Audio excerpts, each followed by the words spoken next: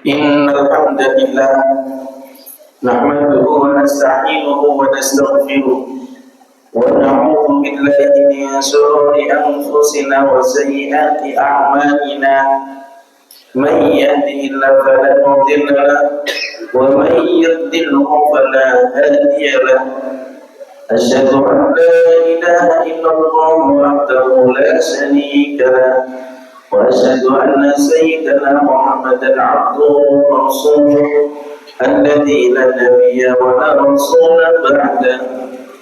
اللهم صل وسلم وبارك على سيدنا محمد وعلى آله وأصحابه ومن تبعهم بإحسان إلى يوم الدين. أما بعد فيا أيها الحاضرون أوصيكم ونفسي بتقوى الله وطاعته لعلكم تفلحون. فقد قال الله تعالى في كتابه العزيز: أعوذ بالله من الشيطان الرجيم. يا أيها الذين آمنوا اتقوا الله حق تقاته ولا تموتن إلا وأنتم مسلمون. صدق الله العظيم وصدق رسوله النبي الكريم ونحن على ذلك من الشاهدين والشاكرين والحمد لله رب العالمين. Ma'asyiral hadirin jamaah salat Jumat rahimani wa rahimakumullah wa hafizakumullah. Syukur bikari alhamdulillahi rabbil alamin. Pada waktu dan tempat yang insyaallah penuh keberkahan dan penuh rahmat Allah ini, Allah Subhanahu wa taala kembali berikan kita nikmat sehat wal afiat. Allah berikan kita rahmat, masih memberikan taufik dan hidayah, ridha dan inayah kepada kita sekalian, sehingga mampu kita menggunakan nikmat sehat wal afiat itu untuk senantiasa beribadah kepada Allah. Mudah-mudahan kepandaian kita menggunakan nikmat yang Allah berikan, yaitu untuk selalu berusaha menjadi hamba-Nya, beribadah kepadanya, menjadikan satu sebab kita dijaga nikmatnya atas kita sekalian, ditambahkan dan kita mendapatkan nikmat tertinggi di dunia, yaitu meninggalkan dunia ini dalam keadaan husnul khatimah. Amin ya rabbal alamin. Salam mudah-mudahan selalu terlimpah curah atas manusia pilihan baginda Nabi Muhammad sallallahu alaihi wasallam.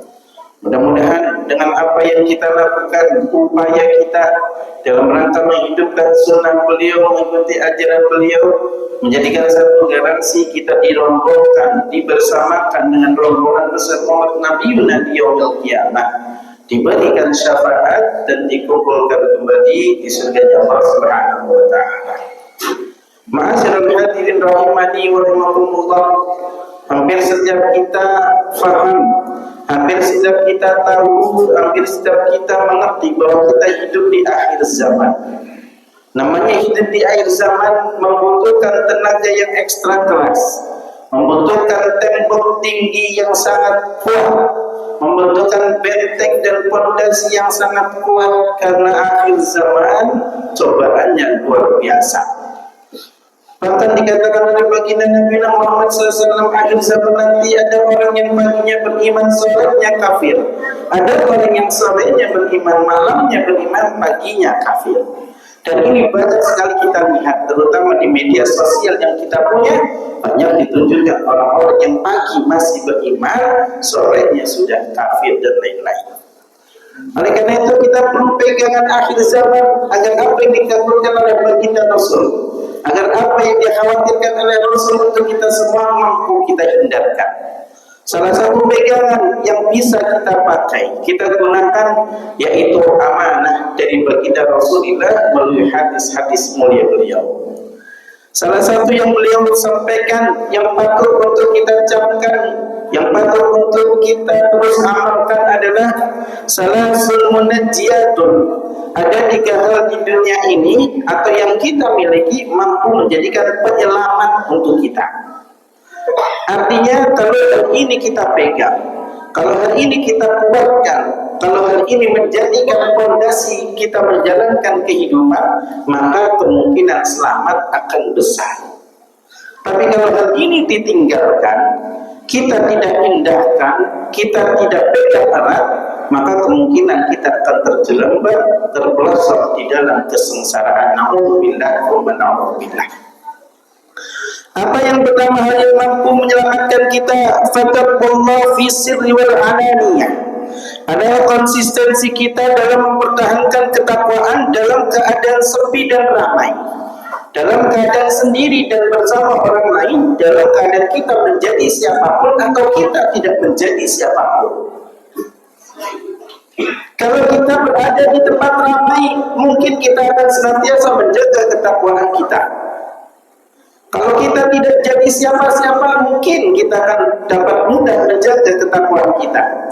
Tapi kalau di tempat sepi, tapi kalau kita punya kewenangan, kita punya jabatan, kita punya tempat di masyarakat, apakah itu bisa menjamin kita akan tetap mempertahankan ketakwaan kita? Banyak orang yang sebelum menjadi apa-apa, dia menjadi orang yang tegang teguh dengan aturan-aturan Allah Subhanahu wa Ta'ala. Sebelum menjadi apa-apa, dia adalah orang yang taat kepada Allah. Sebelum menjadi apa-apa, dia menjaga dirinya, kesucian, kehormatannya untuk selalu memakan yang halal. Tetapi setelah jadi apa-apa, setelah diberikan amanah, setelah mendapatkan kedudukan, dia menghancurkan apa itu pilar-pilar ketakwaannya, dia tinggalkan ketakwaannya, maka kedudukannya itulah yang akan menjadikan sebab dia mengalami kecelakaan, kebinasaan karena meninggalkan ketakwaannya. Oleh karena itu, ma'asyiral hadirin, konsistensi kita dalam bertakwa menjadi ukuran penting apakah kita selamat atau tidak. Dan menjadi tugas kita di akhir zaman yang makin berat ini untuk menjaga eksistensi takwa kita kepada Allah. Kita semua yakin bahwa ketika Al-Quranul Karim diperas yang 6.356 ayat dan lain-lain, itu salah satu pokok isinya adalah tentang takwa yang harus kita pertahankan. Wala tamutunna illa wa antum muslimun. Oleh karena itu, ketika kita ingin selamat dari cobaan-cobaan hidup fitnah akhir zaman, maka pertahankan ketakwaan kita. Yang kedua, wal qawlu bil haqqi fi ridha was-sabr, adalah konsistensi kita untuk mengatakan yang hak itu hak, yang batil itu batil dalam kondisi apapun. Dalam kondisi kita ridha maupun dalam kondisi marah, dalam kondisi kita senang maupun kita sedih, dalam kondisi kita lapang maupun kita sempit. Kenapa kalau banyak orang memperjuangkan keberaniannya atau kebenarannya untuk ditukar dengan sesuatu yang mungkin secara duniawi lebih bermanfaat? Ada orang karena membutuhkan sesuatu padahal itu salah, dia benarkan. Ada orang karena dijanjikan sesuatu padahal itu benar, dia salahkan. Artinya apa? Artinya wal-qawlu bil haqqi, memperkatakan atau menyampaikan yang benar itu ada motifnya, padahal tidak boleh. Mempertahankan kebenaran itu harus karena Allah Subhanahu wa Ta'ala, baik dalam kondisi ridha maupun kondisi marah, dalam kondisi lapang maupun kondisi sempit. Dan yang terakhir, yang ketiga, wal qasdu fil ghina wal faqr. Ini yang paling sulit. Bagaimana kita mampu mempertahankan sikap hidup yang sederhana dalam keadaan kaya maupun miskin. Akhir zaman kita sangat tertipu mata kita, tertipu pandangan kita dengan yang namanya penampilan-penampilan. Ada orang yang penampilannya luar biasa mentereng, luar biasa mencolok mata kita, tetapi hidupnya dari berhutang. Hidupnya dari menjual kesengsaraannya, hidupnya dari lip-sync saja, pura-pura saja.